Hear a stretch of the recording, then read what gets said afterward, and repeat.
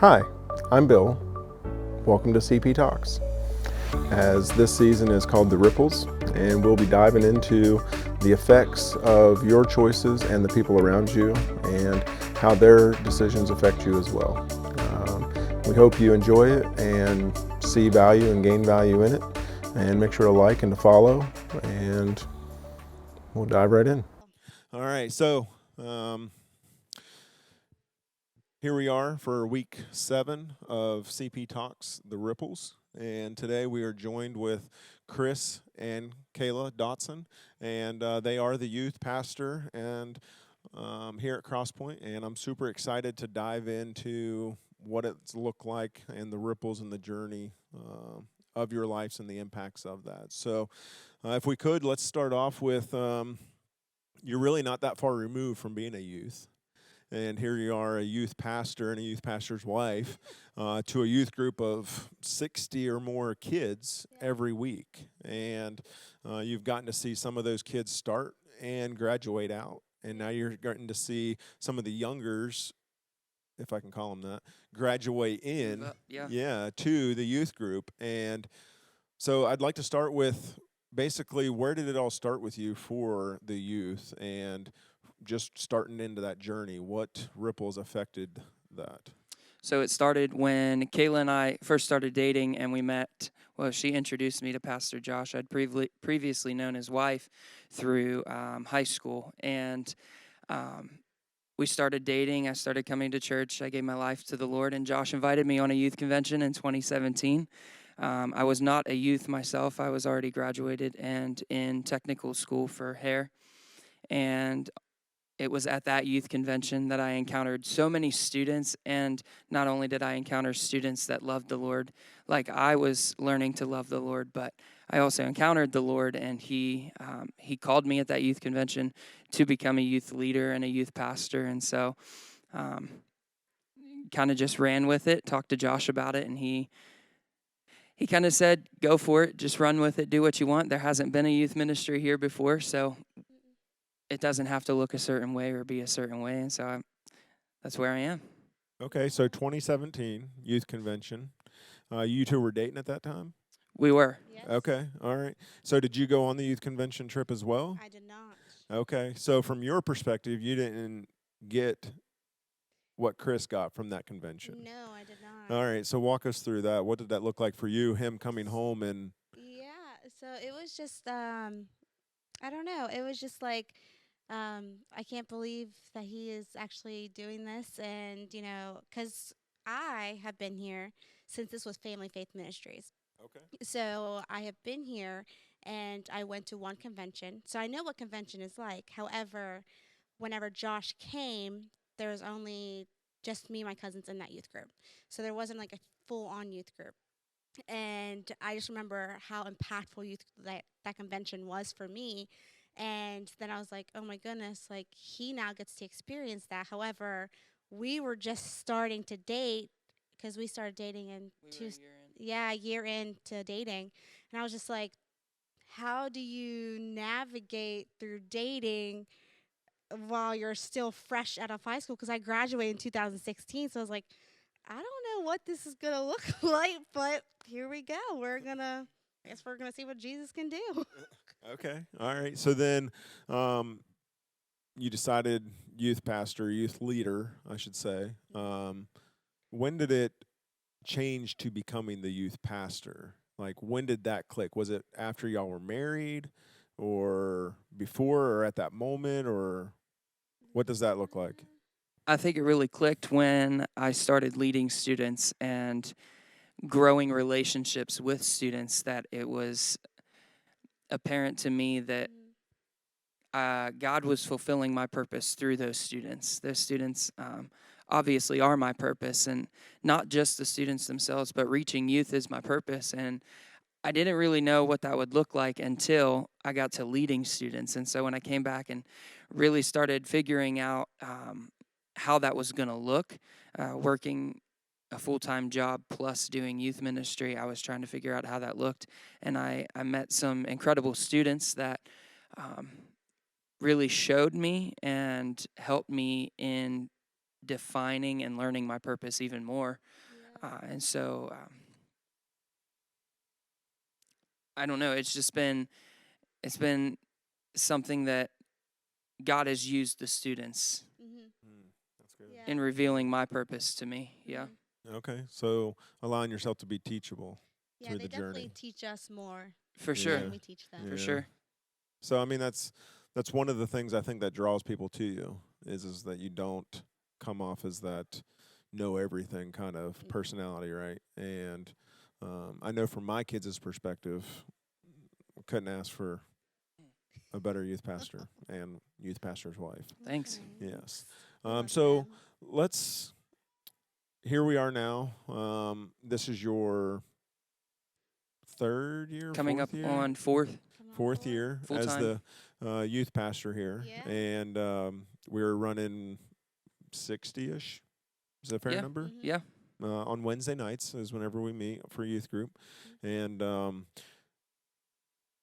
walk us through, I guess, the ups and downs because you do life with them, right? Yeah. So from a pastor's perspective or a youth pastor's perspective, you don't get to turn it off.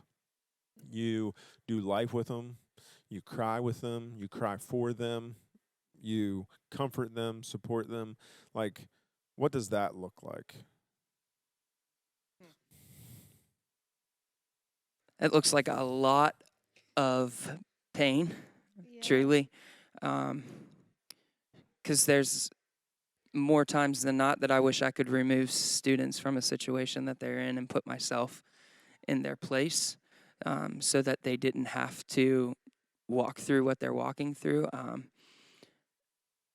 I can honestly say that I've never had to walk through some of the things that the majority of our students have walked through, whether that be absent parents, one or the other, or even both. I've never had to walk through that. And so to put myself in their shoes and imagine that is heart wrenching. And to think that our students are walking through that, I just wish that's one of the downs is that Yeah. I wish I Yeah. could. More than anything, I wish I could be that person, but I wish also that I could just remove that situation from their life and be able to give them what it is that they're longing to have, that relationship with their parents that they're longing to have, or whatever the situation may be. I wish I could help in. I'm teaching them how to walk through it, and I wish that they just didn't have to. Yeah. Okay, so let's build on that. So teaching them how to deal with it, right? So we have some adults nowadays that don't know how to deal with certain things in life. So what does that look like? Like, what are you giving them to sort of push back against those negative ripples in their life, to sort of push back on it, to say, that doesn't identify as me, or that isn't me, or I don't have to do that? Like, what does that look like? What are you sort of feeding into that, or what are you giving them to do that with? Well, I would say it's kind of crazy that I'm teaching them these things because, like I said, I've never been through that kind of stuff. So how do you teach somebody to walk through something that you've never been through yourself?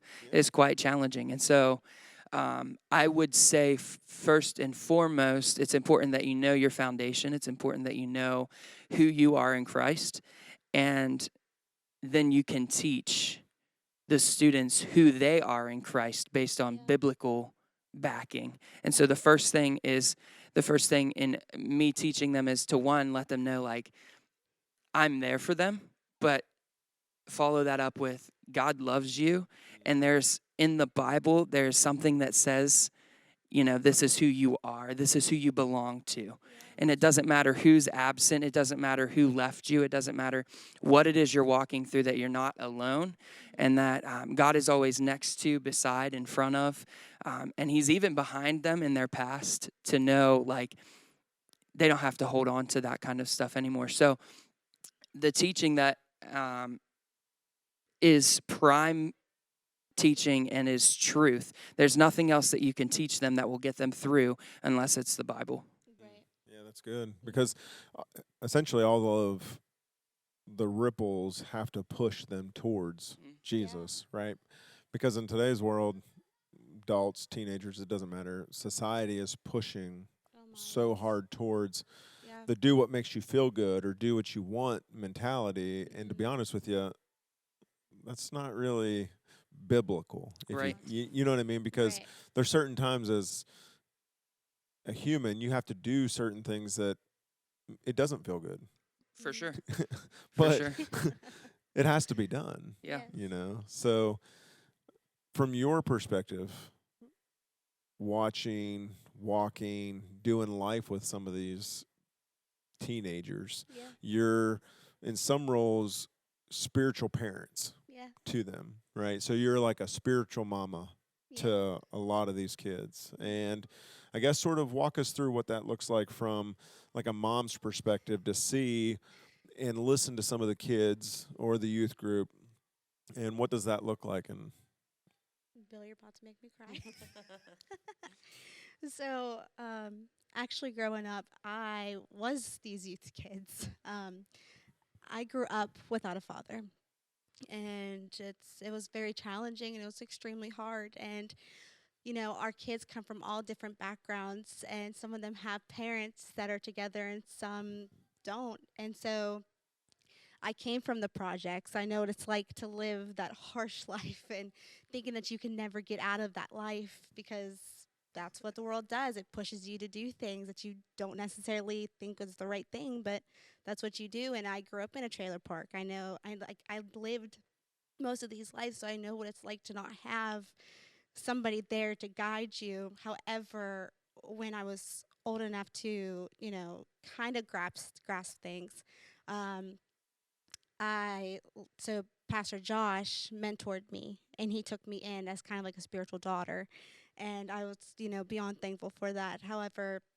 these kids, from looking at it as a mom perspective, it's like, as Pastor Chris had said, like, you want to do the absolute most thing that you can possibly do for them. Like, you want the best life for them. You want them to strive, and you want, everything for them in life. And just knowing that they do have a rough home life, it's just like, as a mom, I so badly like want to take these kids in, and I want to just show them what it means to be loved, what it's like to know that real love is from Jesus, and that this is what love really does look like. It's not, mom or dad hitting you or showing you the ways of life that isn't the correct way.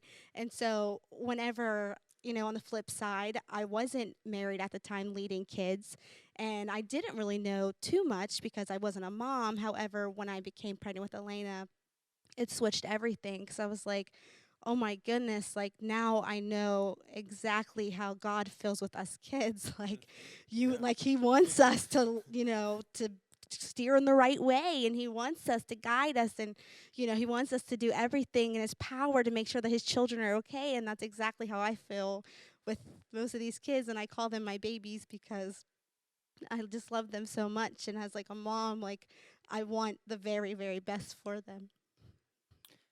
I think as a dad, you could probably agree to this at some extent, and this is probably the heart-wrenching part of parenting. We don't know everything there is. We only have a 4-year-old, and so to feel like, to be put in the position of spiritual fatherhood, if you will, God created us with a hole in our heart that only he can fill. And probably the hardest part of that, in knowing that, is that as parents, we can't fill that for him.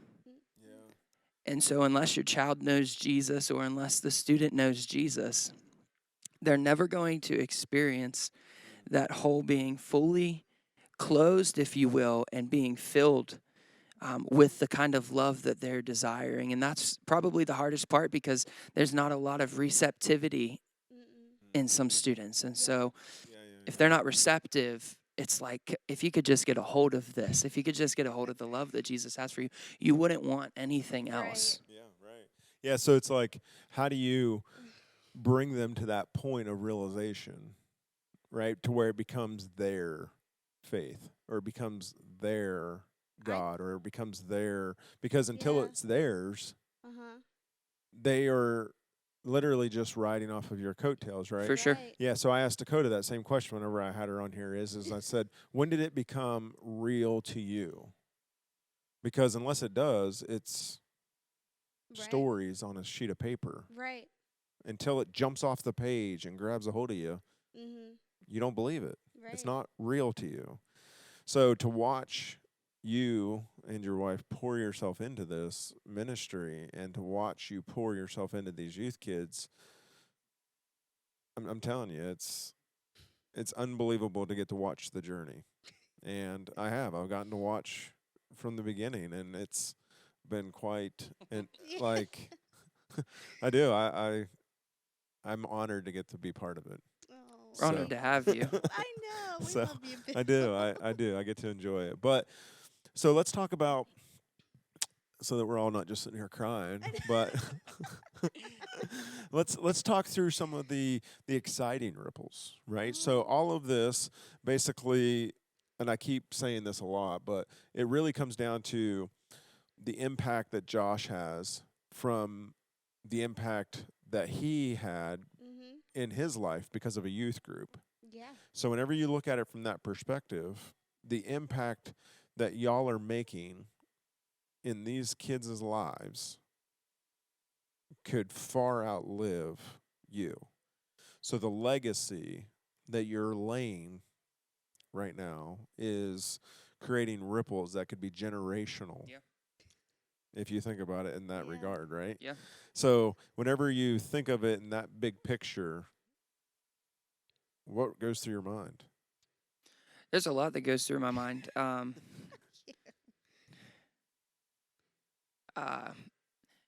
The first thing that goes through my mind is it's crazy to even think about back to 2017. The youth ministry that we went to convention with, that he led, Uh-huh. was not even Crosspoint's youth ministry. We No. had one or two students from Yeah. this church, and your daughter was one of them. Yeah. And so to think like that ripple led into a ripple here, like it's not even the same place, it's not even the same students, it's completely different. And so to think, I just texted him the other night and told him, like, I just thanked him up and down because he took me under his wing and he taught me everything that he could. Yeah. And he's still teaching me to this day how to lead better, how to love better, how to walk through different things better, not perfect, just better. And so I'm honestly excited to see the day that his kids and my child and my children are in the youth ministry. Lord willing, that I'm still in this position to be able to lead and love on his kids the way that he loved me and Kayla is going to be, it's going to be interesting and it's going to be crazy. It's going to be like wild to even think about, like to look back and think, you know, this was how your dad did life with me. Yeah. Mhm. Yeah. Like, Yeah. yeah, to think back or to allow yourself to just sort of fantasize a little bit, I guess it can get pretty wild with Yes. the paths and everything, right? Yeah. So, doing life together, family, married, that involved with the youth to where they come home with you, you take them here, you go, like, you do life with them here, but also outside of here, Yeah. right? So, what kind of effects or the rippling effects on y'all's marriage? Like, what does that look like? How do you find common ground to say, yep, this is a calling, yep, this is ministry, but time out, this is husband and wife, this is married, this is Yeah. life here, right? Because Boundaries. boundaries, yes. Yes. Yeah, so like from each of y'all's perspective, like what does that look like? How did you come to those terms? That was a learning process, Yes, it Okay. was. a very big one, Oh my goodness. and a process that I'm still learning personally. Not that, she wanted to spend any less time with the kids than I did. Um, we weren't married when we started leading, and so what my focus was, and it's in hindsight, it wasn't the right focus, but at the same time it was. It's kind of a hard balance, if you will, but my focus was the students. And so, not that she was less than, but like, she had me. Yeah. Who did those students have?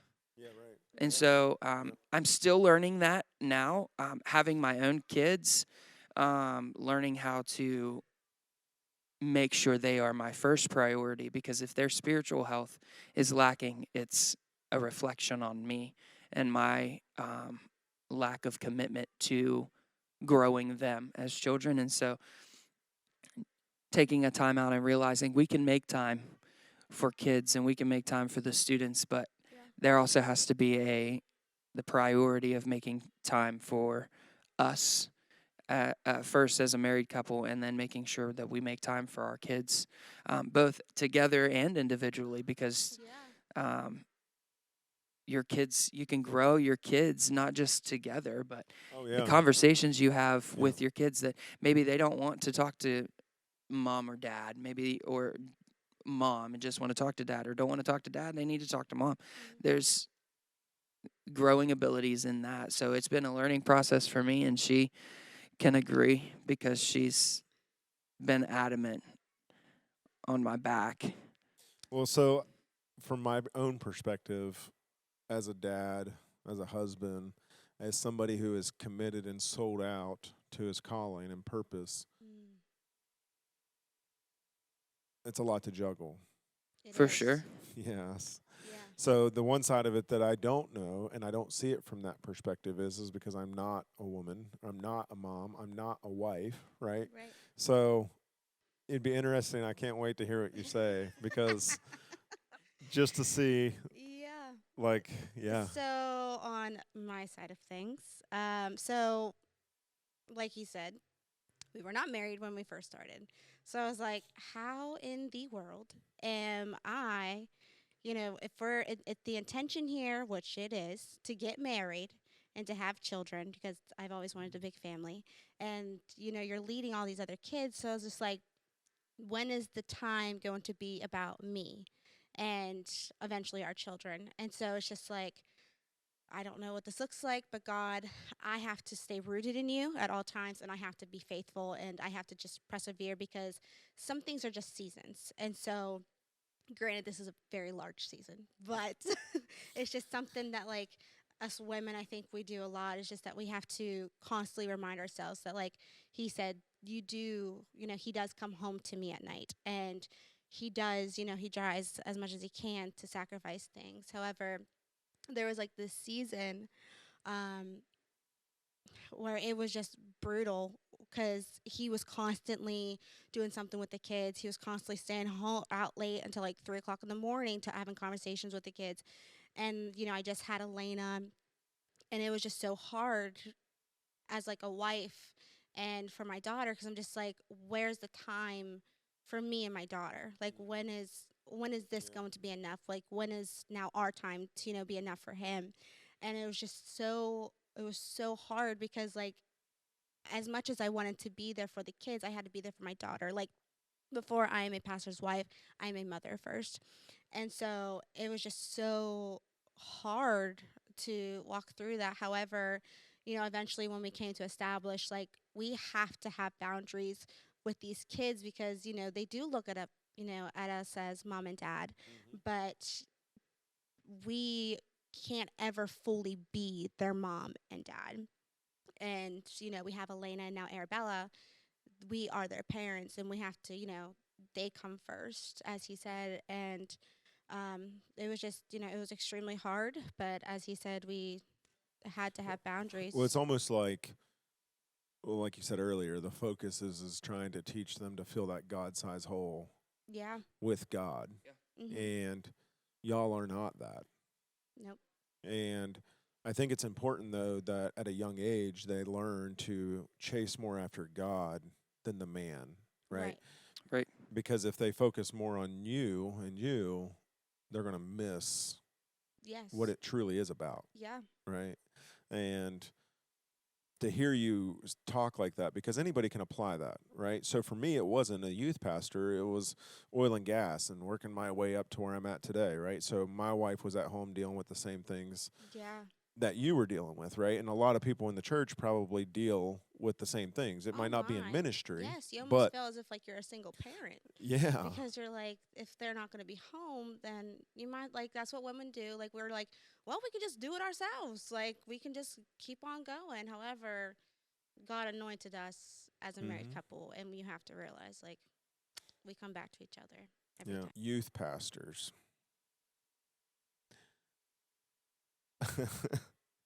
It's a big role. It is. Like if you think about it, Mm-hmm. your role is to basically, in some cases, most of these kids don't grow up in Sunday school. We have a group that now have graduated up from Sunday school. Yeah. But for the majority of our youth group, they came straight into church Right. Right. at youth group. Unchurched.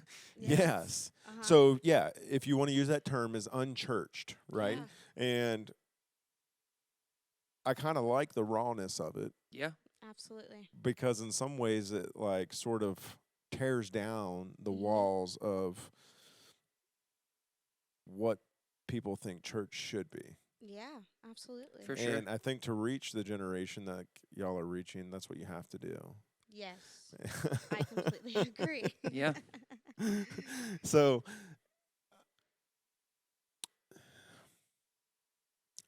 let's walk through the ripples of choices and things that, as leaders, you have other people that are here leading and helping. Like, I'm not sure where I'm going with this. So this is why I like the Yep. rawness of it, right? To where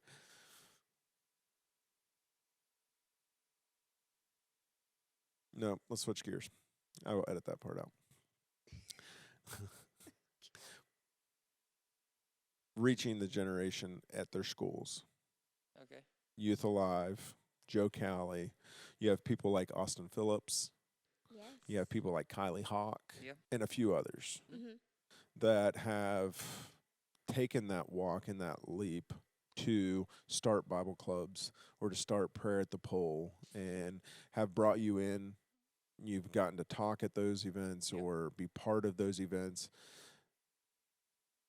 What does that look like, and how does that feel as far as that impact that they're making and that you're getting to see, almost like a reward or the impacts of those ripples right then, right? Walk us through like It's exciting to watch, Yeah. for sure. Even even the times that I have had opportunity to go and speak at different Bible clubs, it's encouraging to see student interaction where they're not in a judgmental zone, if you will. Mm-hmm. Like it's, I think the most amazing part of seeing a school ministry, if you will, is seeing how a classroom can be transformed from a classroom to a church, if you will, because we the people are the church. That's And right. so it's not about the building. And so when you walk into the Bible club at Carmichael's, Merciful Mike's, it's insane to see that their phys ed teacher or health teacher has the ability, because of her grounding in her faith in the Lord, how much the atmosphere shifts from a classroom to a place of healing and transformation that can happen in a student's life. Yeah. And even for the kids that don't pay attention, because you have those class skippers, if you will, it's incredible to see and have, you think they're not listening, but they are. And at the end of whatever it is you're doing, to know the impact and to be able to continue doing life with them outside of there. They could have just met me for the first time and they're trying to get my number or my Snapchat so that they can talk to me and learn so much more than what they were able to learn in a 20-minute window that I was given. And so I would say it's amazing, again, to see the classroom transformation, because you go into a classroom and it can be daunting.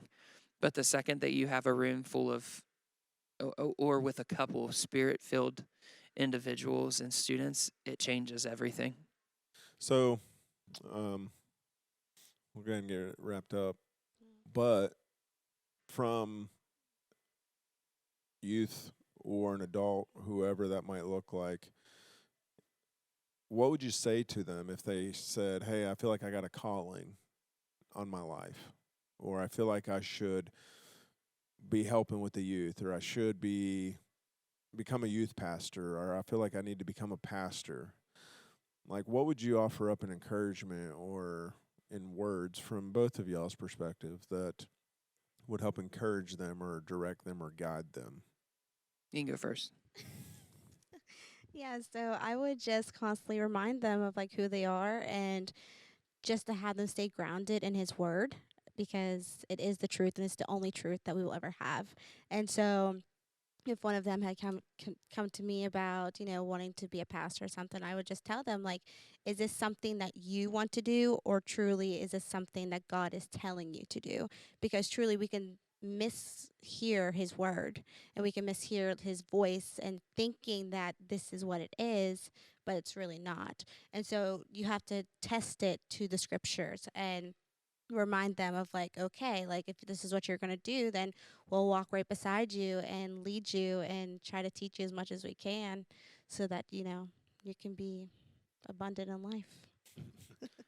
I think it comes down to their level of spirituality, if you will. Like, where are you at in your walk? So you have the newer Christians that just came to know Jesus, and they might sense that that's a call in their life, but they're still trying to discern, is this just something that I've witnessed on a Wednesday night and I want to be a part of that great move, or is this something really that the Lord is calling me to? And so obviously, as a youth leader, you would know there are several different things that you have to do in order to get people going and implement. So you've got your clearances and stuff like that, all the legal stuff. And then to actually let somebody experience it. So I'm a big advocate for I want you to experience it. You say you sense the call. I want you to experience the students, the atmosphere, and Wednesday service all together. Yeah. And then I want to sit down and I want to revisit. Yeah. Are you still called? Like, because if you come and experience, if you have an expectation of what you think it should look like, chances are it's not going to meet your expectation. Or if you have an expectation of what the students should act like, it's not going to meet your expectations, because teenagers are teenagers. And they'll come in on a Wednesday and bounce off the walls. They'll come in the next week and be as sad as who knows what. And you've got to manage through those emotions. And I feel like some people, if they're not spiritually mature enough, when they receive that calling or that desire, if you will, I feel like they're not going to be in a position of being able to work through those. And so as the youth pastor, I feel like when I am met with somebody that has that call on their life, or even a student, first adults, if they have that call in their life, let's do the steps that we need to do to get them here on a Wednesday night, and then let's see what God does in their heart. And that might be where they're supposed to be. That might be what God called them to. Let's feed it, let's grow it. And as for students, if they're called to the ministry, great. Let's lay out what ministry looks like, because there is no junior Holy Spirit. And so as an adult or as a teenager, they could just be, their emotions could be leading them. More as a teenager, sometimes your emotions lead you rather than the Holy Spirit, but their emotions could be leading them to, they have one encounter at a youth convention and they're like, I'm called to ministry.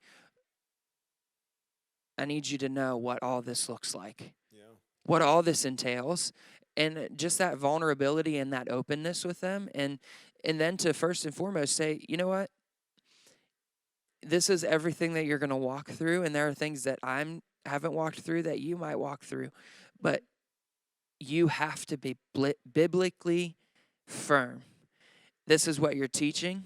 This is what you're modeling. This is what you're walking. And if you aren't doing those things, how do we get you to the place of walking in righteousness, if you will, and pursuing that calling?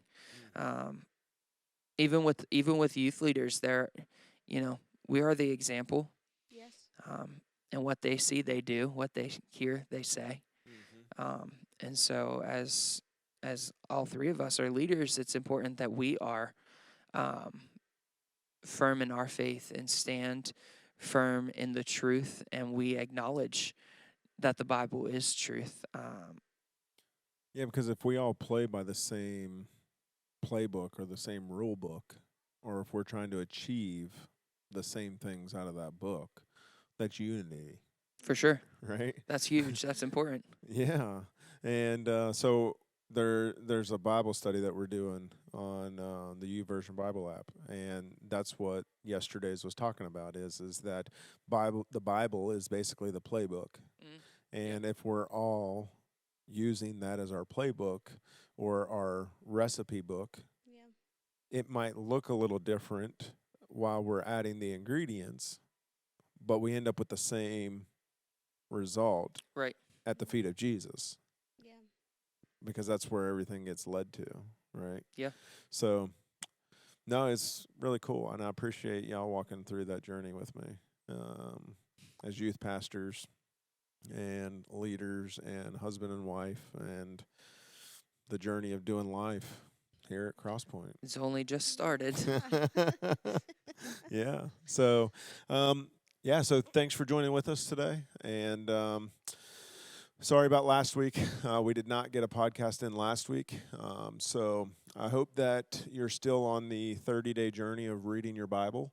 And I know I am still doing it, and the impact that it has made on my life is so far this past 3 weeks have been amazing. So I hope you're still doing it, and catch us next week. Hey, thanks for watching, and we hope you enjoyed this week's episode of The Ripples on CP Talks. Make sure to hit the like button if you enjoyed it, and make sure to follow along as we'll be bringing a new episode every week. And again, thank you, and see you next week.